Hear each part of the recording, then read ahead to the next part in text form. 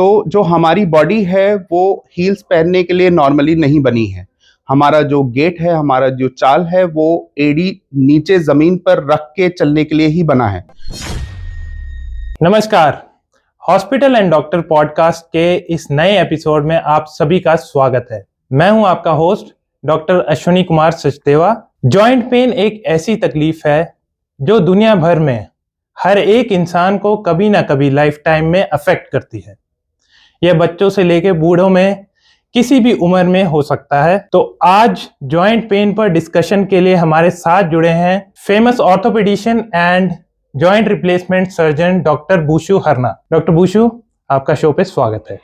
नमस्कार, धन्यवाद डॉक्टर अश्विनी मेरे को इस पॉडकास्ट में बुलाने के लिए। और आज हम बात करेंगे जॉइंट पेन पे। जी, तो सबसे पहले हमारे दर्शकों को बताइए कि ये जॉइंट पेन क्यों हो जाता है और इसके क्या क्या कारण हैं। जॉइंट पेन एक बहुत ही आम सी बीमारी है। जॉइंट पेन का मतलब जोड़ों में दर्द। ये किसी भी उम्र में, बच्चे से लेकर वृद्ध एज तक, किसी को भी बहुत सारे कारणों की वजह से हो सकता है। यंग एज में देखा गया है मोस्टली जॉइंट पेन किसी आर्थराइटिस के कारण, चोट के कारण, लिगामेंट इंजरी के कारण हो सकता है।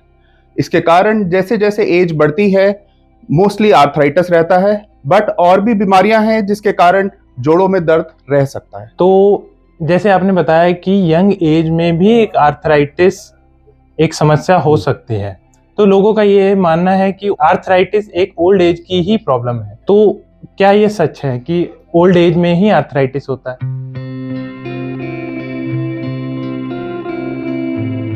नॉर्मली आर्थराइटिस का मतलब हमारे जोड़ों में कार्टिलेज नाम की एक कैप होती है जो हमारे बोन के हर एंड पे होती है, जिसके कारण हमारा जोड़ बहुत स्मूथली काम करता है। बहुत सारी बीमारियां या उम्र के कारण ये कैप धीरे धीरे घिस जाती है, जिसके कारण से हमारे जोड़ों में दर्द हो जाता है। बहुत सारे गठिए के टाइप्स ऐसे हैं जो यंग एज में बच्चों को या यंग अडल्ट्स को हो सकते हैं, जिसके कारण से उनको जोड़ों में दर्द होता है।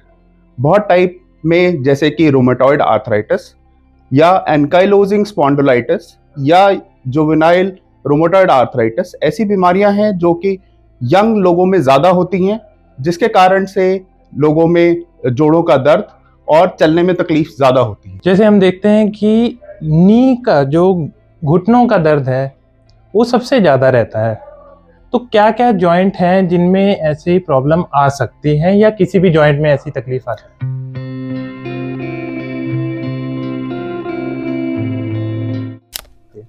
ऐसा है कि मोस्टली आर्थराइटिस आपके किसी भी बड़े जॉइंट को या छोटे जॉइंट को इफेक्ट कर सकता है।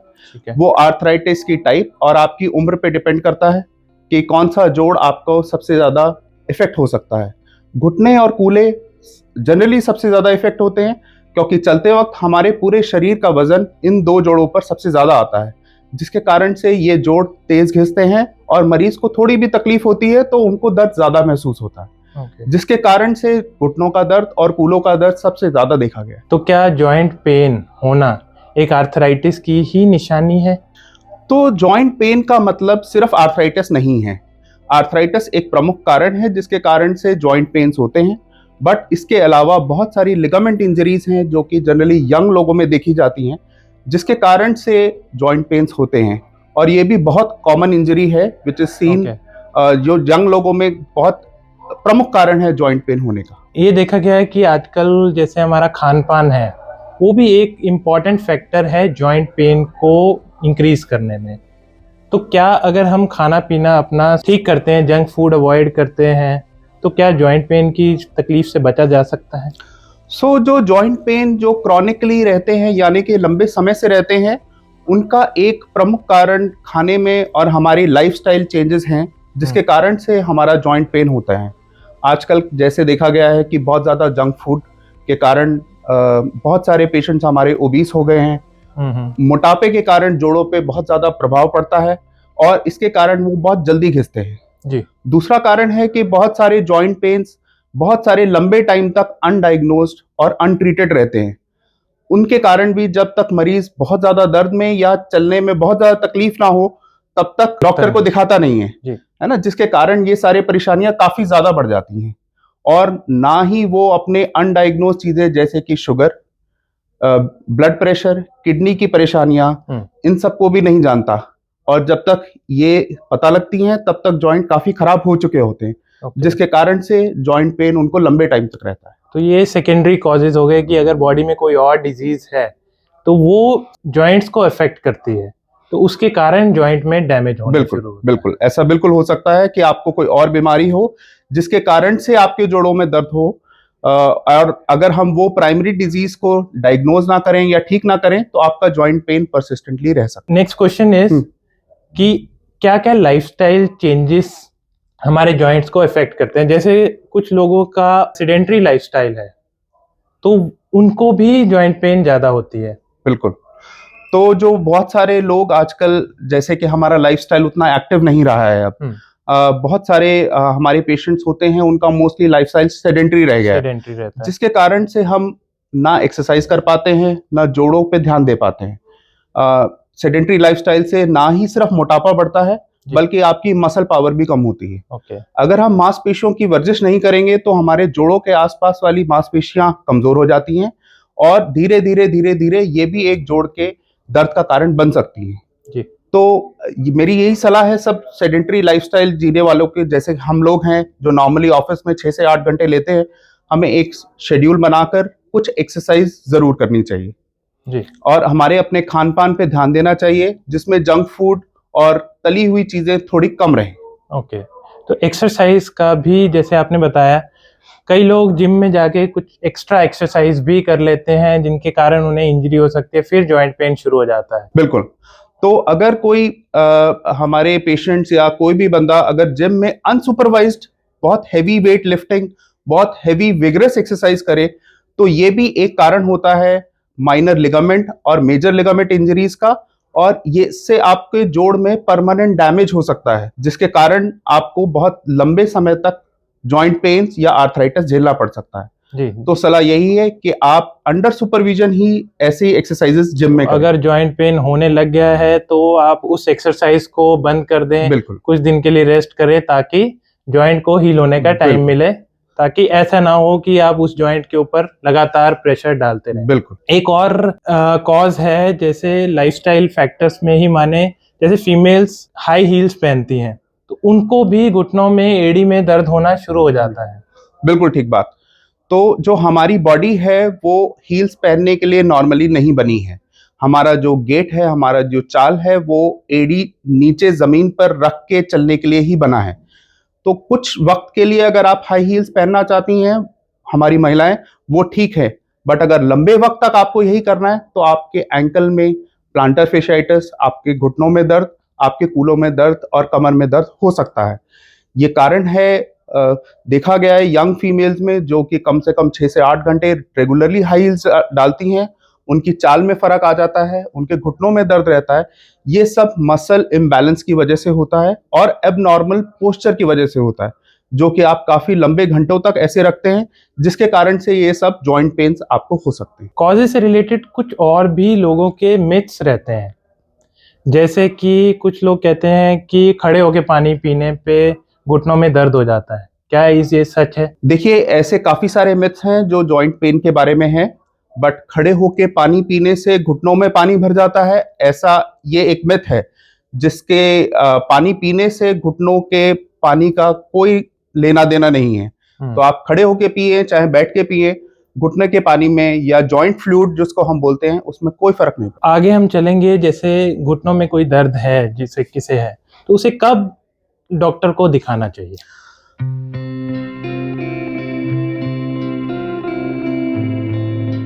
तो नॉर्मली अगर आपको परसिस्टेंट जॉइंट पेन है या एक्यूट पेन है, एक्यूट पेन का मतलब आपको कम अवधि का पेन है बट इतना ज्यादा पेन है कि आपकी लाइफस्टाइल इफेक्ट हो रही है, या आपको लंबे समय से इतना पेन है कि आपकी लाइफस्टाइल, आपको चलने में तकलीफ हो रही है, आपको बैठने में तकलीफ हो रही है, तो ये बेटर है कि आप एक स्पेशलिस्ट घुटने के डॉक्टर साहब या हड्डियों के डॉक्टर साहब से मिलें एंड सुपरवाइज्ड करके डायग्नोज करके उसका ट्रीटमेंट लें। ओके, तो और क्या सिम्टम्स हो सकते हैं कि अगर घुटने में दर्द के अलावा क्या सिम्टम हो सकते हैं जिससे उन्हें अर्जेंटली डॉक्टर को मिलना चाहिए? देखिए, ये भी एक उम्र के हिसाब से सब में फर्क होता है। बच्चों में अगर कहीं भी जोड़ों में सूजन, जोड़ के आसपास कहीं लाली आना, बुखार आना या जोड़ों में दर्द हो, तभी आपको अर्जेंटली हड्डी के डॉक्टर साहब से मिलना चाहिए। बच्चों में ये चीज़ एक इमरजेंसी समझी जाती है, जिसका एक कारण ये भी होता है कि घुटनों में कोई इन्फेक्शन हो गई हो, बट ये जनरली छोटे बच्चों में और यंग अडल्ट्स में देखा गया है। जो थोड़े हमारे पेशेंट्स अडल्ट हो जाते हैं, थोड़े 20 से 30 साल की उम्र में होते हैं, वो जनरली हमारे पास अर्जेंट लिगामेंट इंजरीज के लिए आते हैं, जिनको कोई ऐसी चोट लग जाती है या पैर मुड़ जाता है या ऐसे ही मोच आ जाती है जिसमें छोटी मोटी लिगामेंट इंजरीज हो जाती हैं, जिसके कारण जोड़ में सूजन और दर्द हो जाता है।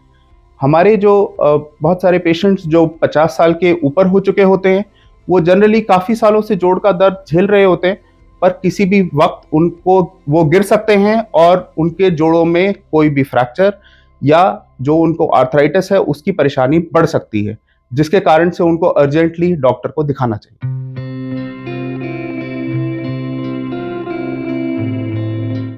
अगर जैसे आते हैं आपके पास पेशेंट विद जॉइंट पेन, तो व्हाट डू यू रिकमेंड कि उनको क्या इन्वेस्टिगेशन करानी चाहिए, या फिर जैसे एमआरआई रिकमेंड करते हैं, तो हर पेशेंट में एमआरआई इज रिक्वायर्ड या फिर उनको इनिशियली ऐसे भी मैनेज किया जाता है? हर पेशेंट में एमआरआई की ज़रूरत नहीं होती है, तो मेरी सलाह यही है कि आप बिना सुपरविजन के डायरेक्ट एमआरआई ना कराएं। तो आप एक स्पेशलिस्ट हड्डी के डॉक्टर से मिलें, उनसे एग्जामिनेशन करने के बाद ही जैसा वो सजेस्ट करें, एक्सरे, एमआरआई या सीटी स्कैन जो भी रिक्वायर्ड हो वही कराएं। सिर्फ हर जोड़ के दर्द का इलाज या उसके डायग्नोसिस हम सिर्फ एमआरआई पे नहीं करते हैं। तो एमआरआई आपके लिए एक ज़्यादा इन्वेस्टिगेशन हो जाएगी जो कि खर्चीला है और आपको कोई फायदा भी नहीं होगा उसका। अगर उसमें ज़रूरत है तो ही एमआरआई की ज़रूरत पड़ेगी, आगे उसको रिकमेंड किया जाएगा। तो आगे चलते हैं मैनेजमेंट की ओर।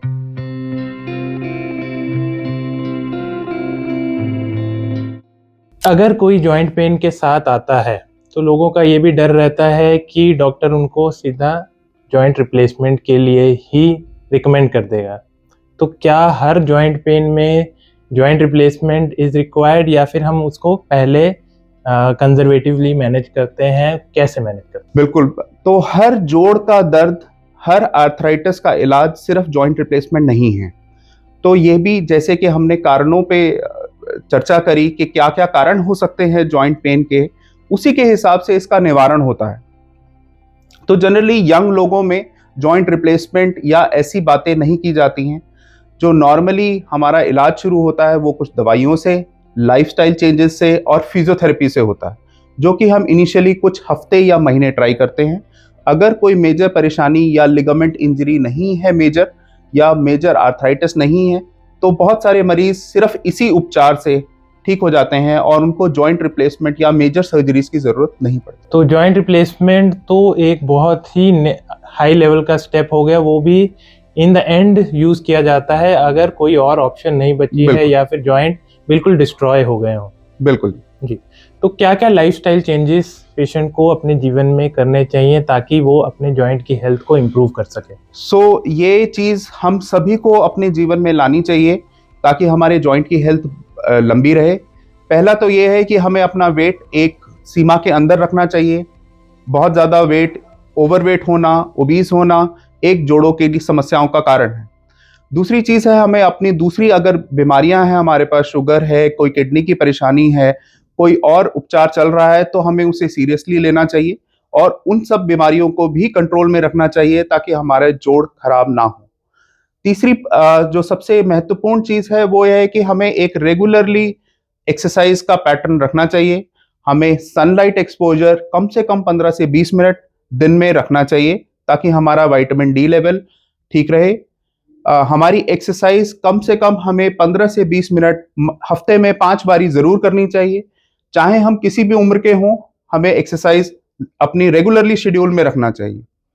पांचवी चीज है कि हमें अपना खान पान बेहतर रखना चाहिए, जिसमें हम ज्यादा से ज्यादा ग्रीन लीफी वेजिटेबल्स, दाल, हरे पत्ते की सब्जियां और नट्स ज्यादा रखें, रादर देन हम जंक फूड या तली हुई चीजें या घी तेल ज्यादा इस्तेमाल, कम से कम इस्तेमाल करें, उतना ही बेहतर रहता है। तो सप्लीमेंट्स की बात करें तो कुछ लोग जैसे रेगुलरली सप्लीमेंट्स लेते हैं जिसमें कैल्शियम और ओमेगा 3 फिश ऑयल्स, ग्लूकोसामीन लेते हैं, तो उनका क्या रोल है?